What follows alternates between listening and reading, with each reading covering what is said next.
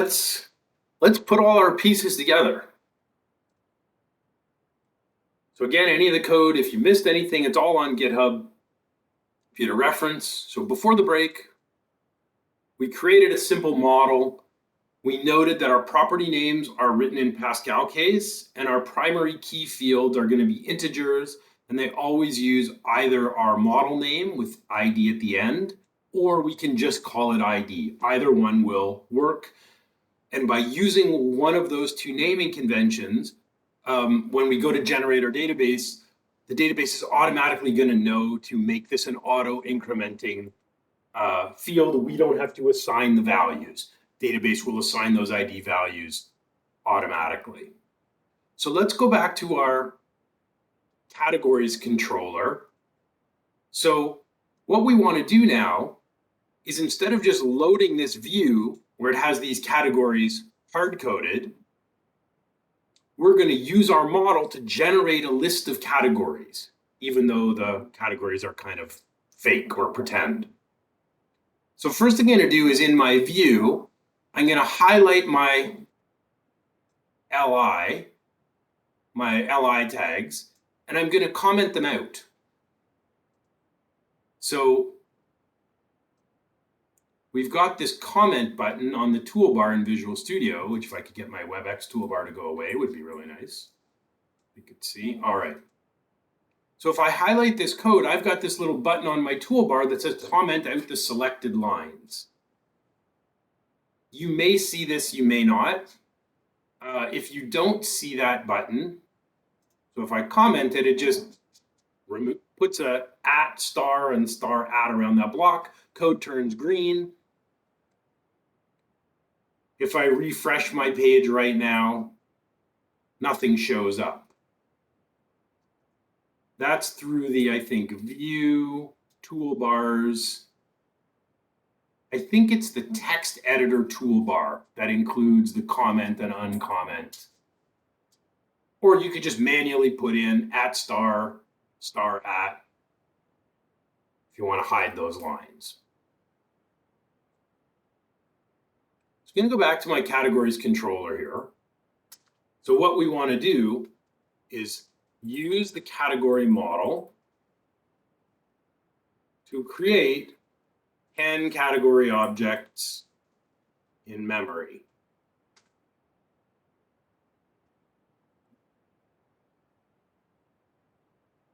So I'm going to make a variable. Thanks, Amar. Control Shift and / will work as well. I'm going to make a variable called categories. And I'm going to set it equal to a new list of type category. Now you'll notice a few things about line 14. Number one is that I got an error, right? We can see this red line here. If I try to build or compile my site, I click build solution, it's going to say, no, we can't compile until you fix this error. Saying, we don't know what this category class is. But fortunately, Visual Studio gives us a suggested fix. So why are we getting this error?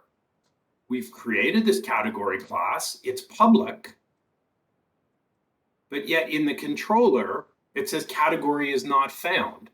That's right, we have to import the reference because our category is in a different namespace, our model's in a different namespace.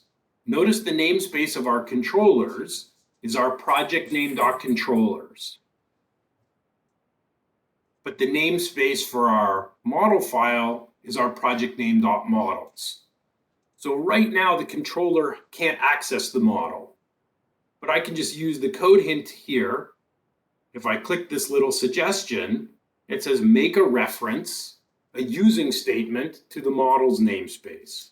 So I'll just click on that. Visual Studio automatically adds this reference here on line 1. And now my category turns blue, that red error message goes away. You'll also notice I declared this list with the keyword var. Did you use var in your C# class before? I know you would have used it in your JavaScript class, but I don't know if you've used it in C#.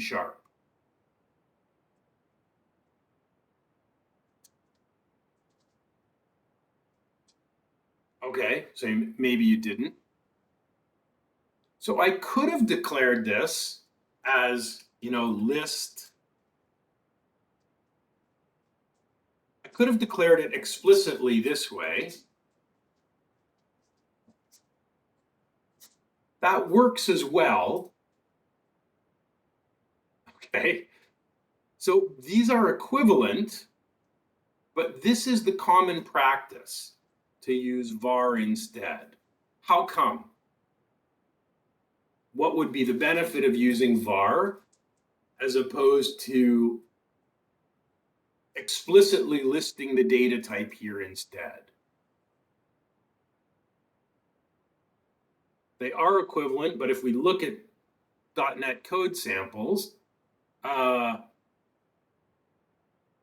true, Chisato, yes.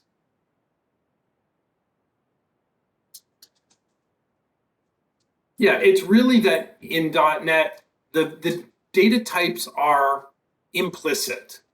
Yeah, it's just simpler to type, less room for errors. And if we define this as a new list of type category, this variable is automatically assigned that data type. Yeah, Amara is exactly right. The compiler can infer the variable type automatically. So it's a little simpler to type, and we'll just let the .NET compiler do the work for us. So we're creating this empty list, and we'll just use a loop to create 10 categories.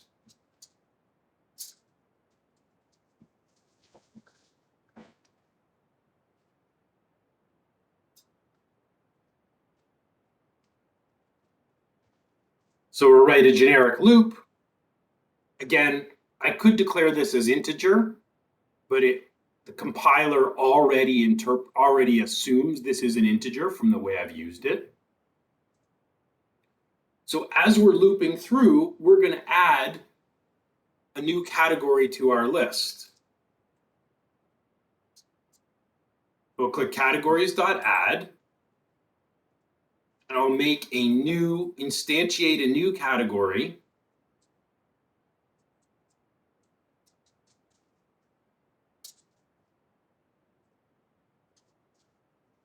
Here at the same time.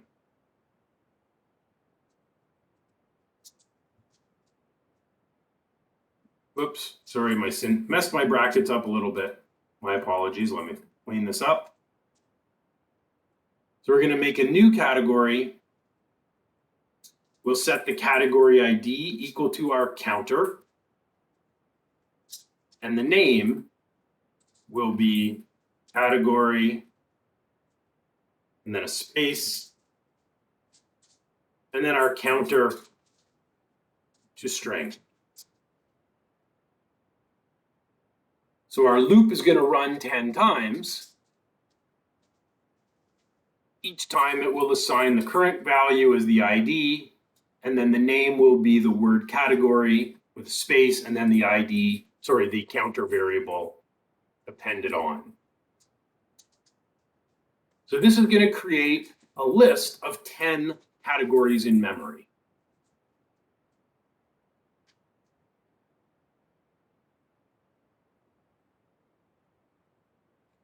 So when this loop is finished running, this categories variable will have 10 items in it.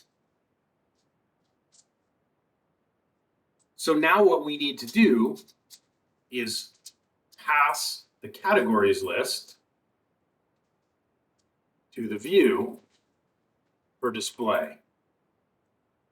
So far we've used the view bag just for passing like a single variable, something simple. This is strongly typed data, so the view bag is not appropriate for it.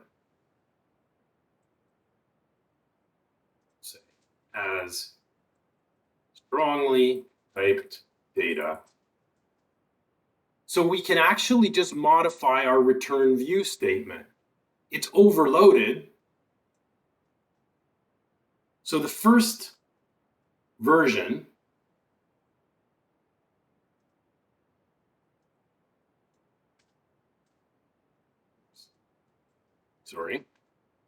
trying to get my code prompt up. So notice it says 1 of 4. So if we return a view result, it just loads the view. But the second overload is we can return a data model. So we want to include, we want to pass the list of categories to the view.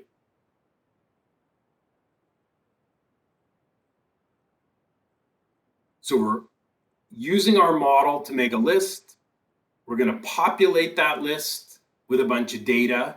And then when we load the view, we're going to pass it. We're going to send that list in.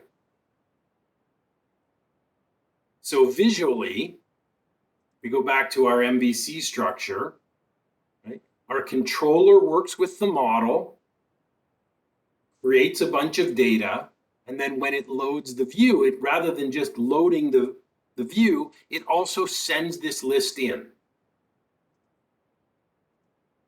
So here's our controller method.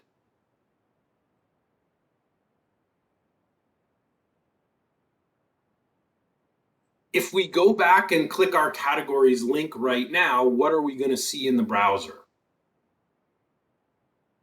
What will happen when we try this? Yeah, it's going to be blank. How come?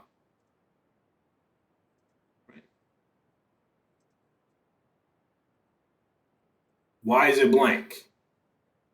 That's right. Well, my server's offline, so I'll start with debugging again. Yeah, remember we've taken out. There's no code here to display. So our view, we're sending it some data, but now we need to modify the categories index. We need to do 2 things here. Number 1, we need to declare a data model. So we need to tell the view what kind of data it's going to receive from the controller. And then we're going to replace these hard-coded items with a loop so that we can display all 10 categories in a loop. So the first thing on our index view on line 1 is we're going to declare the data model. So we use an @ symbol, @ model. So what kind of data is coming in here?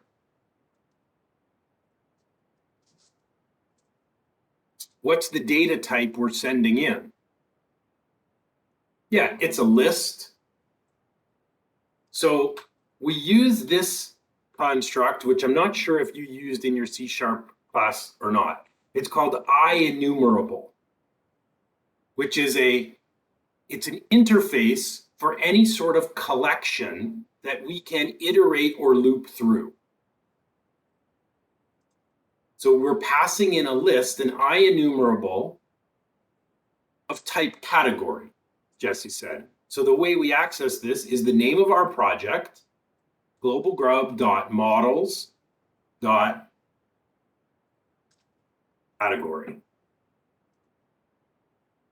So this view is going to expect, it's going to receive from the controller a list or a collection of category objects. So then we can use this model, the data model, in a loop. So I'm going to say for each var c in our model. Yes, I'll explain.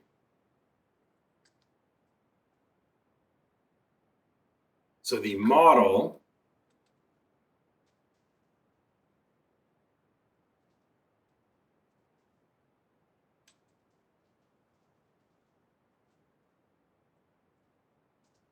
So this model refers to the type of data that the view gets from the controller. Remember, in our controller, we're loading the view, but we're also passing in our list. So in order to display the data, we need to tell the view what kind of data is coming.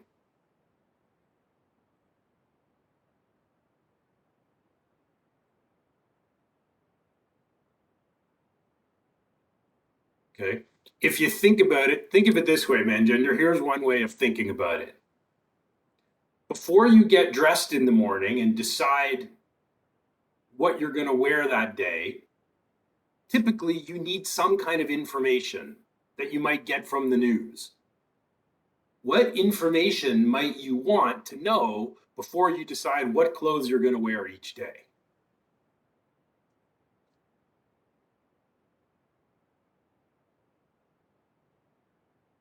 Right? What information do you need to decide what you're wearing? Yeah, the weather.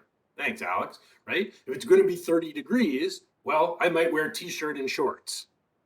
Right? If it's going to be minus 30 degrees, I'm going to wear a sweater, pants, etc. So I need some information, some input, so I can decide what to do. Our MVC views work the same way. So that a view can do what it's supposed to do, it needs this declaration. If it's working with any data, it needs to know, what am I working with? A category? Is it categories? Is it customers? Is it products? And am I working with a single object? Or in this case, with a list of list of objects, a list of type categories. Engineer, does that help?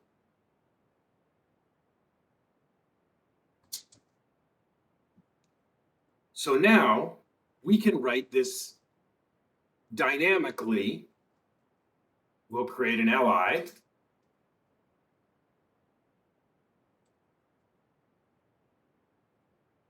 Whoops.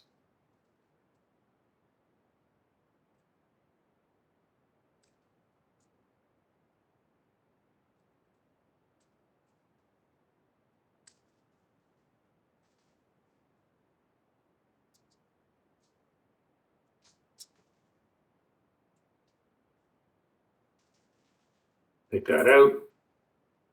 So now how do we display the name of each category? Before we were hard coding it, and this is where our strongly typed model comes in. So Menjin, you're going to see the model in a minute. We're going to loop through each one. We're going to call each one C for category. And now if I type @C dot, it now gives us the properties of our model. So if we want to display the name of each category,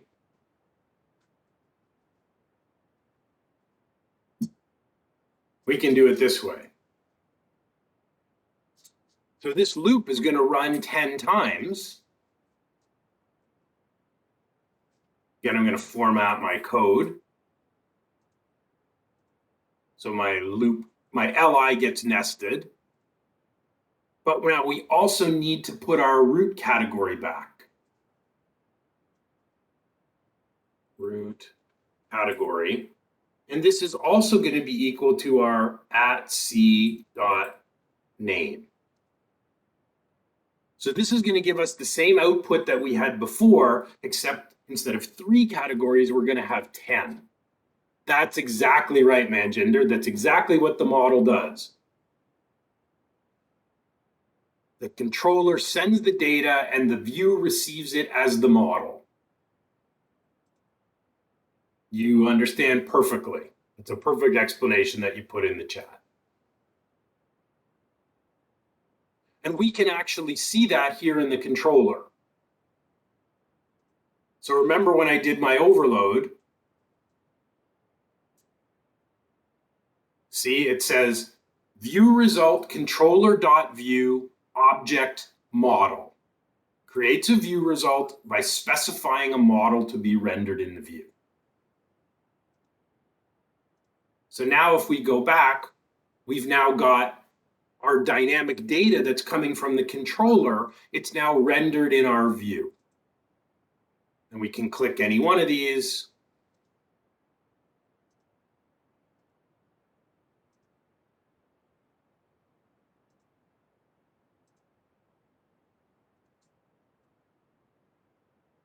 So even though we're not working with the database, you kind of should be getting the idea of how the model is going to work. The only difference when we add the database is instead of creating the data in memory, we're going to query and pull it from SQL Server. Out.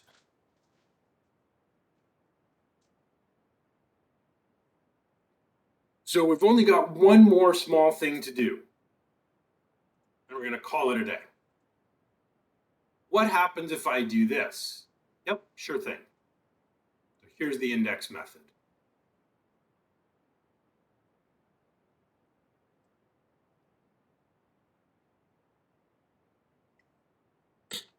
This works.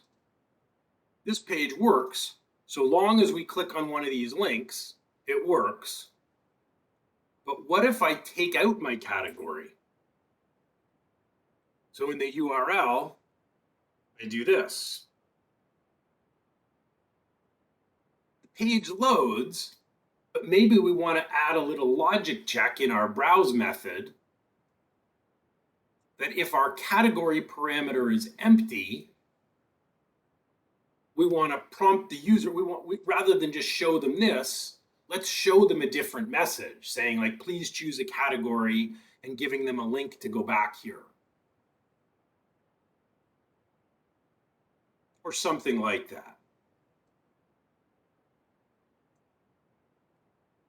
Actually, the simpler way would probably be this. Let's check if our category is null. So ensure we have a category value. We could do something like this. If category equals null, in this case, we want to take the user back to the index method. So instead of returning a view in this case, we'll redirect the user to the index view to index so they can choose a category. So we're going to return a different action result. Instead of returning a view, we are going to redirect to the index method. So if they try to go here with no category, we're going to send them back here.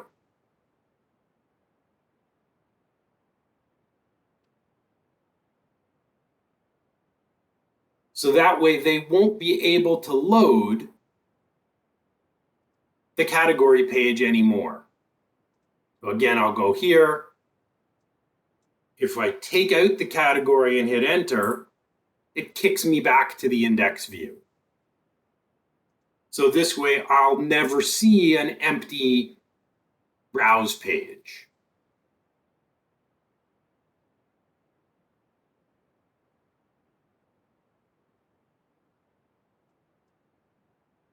Okay, I'm going to go back to my Git changes.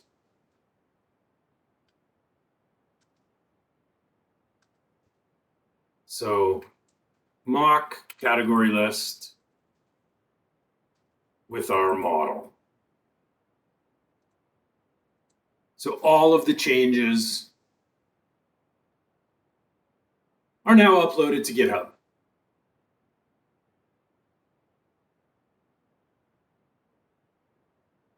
Return view is only.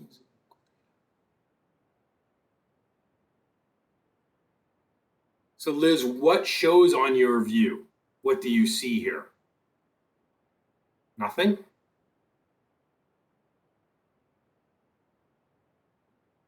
Okay. If you're seeing nothing, make sure, first of all, in your return statement that you include.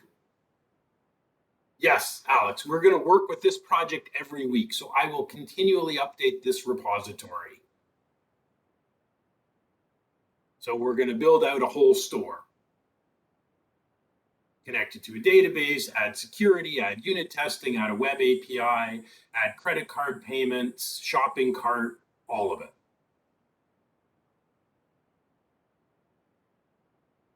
We'll customize the look. We'll add some CSS.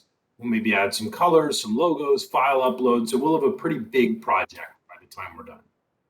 So Elizabeth, make sure you are including the categories parameter in your return view statement. Okay. And you can check your code. All my code is uploaded to GitHub, so you can also check it against my Git repository as well.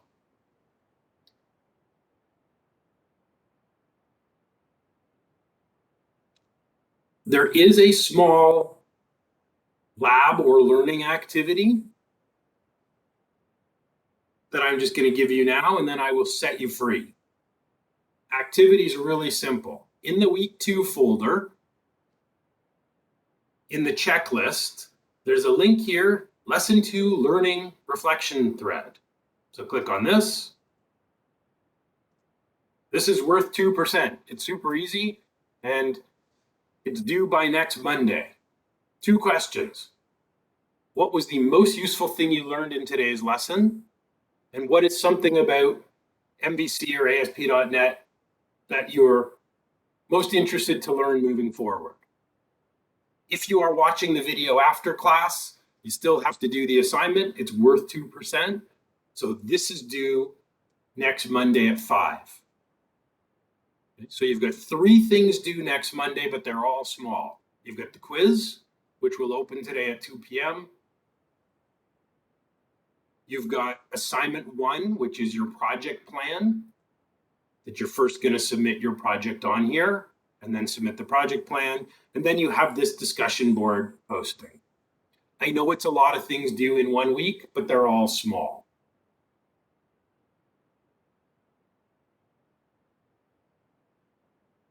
Manjinder, I would have to look at that. I'll try it on mine. Does this still work?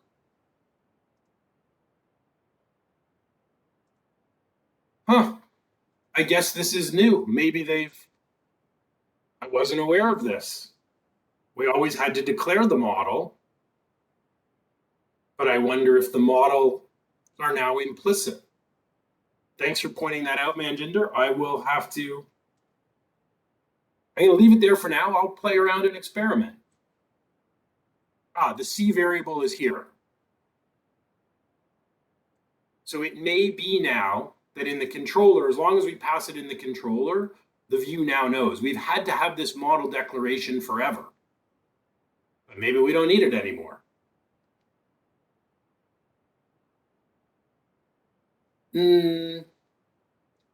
No, the server refers to the actual web server object, which we do have. We have a server class as well.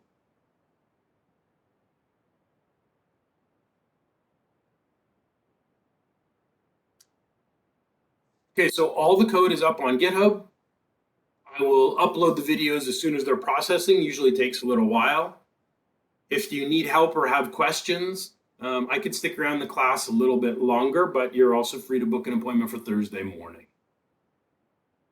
Okay, if you have any questions about the assignments, feel free to ask or shoot me an email. And all those items are due on Monday.